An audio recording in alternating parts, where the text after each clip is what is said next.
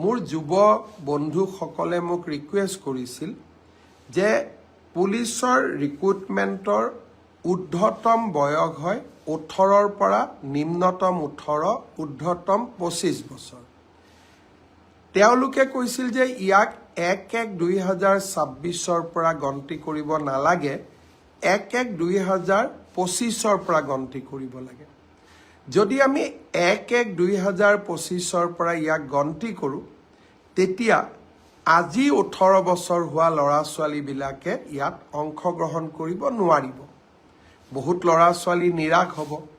কিন্তু 1-1-2025ত বয়সৰ সীমা নধৰা কাৰণে যিসকলে 25 বছৰ অতিক্ৰম কৰি 26 বছৰত ভৰি দিব, তেওঁলোকো ডিপ্ৰাইভ হ'ব। তেওঁলোকে মোক দুখেৰে জনাইছে।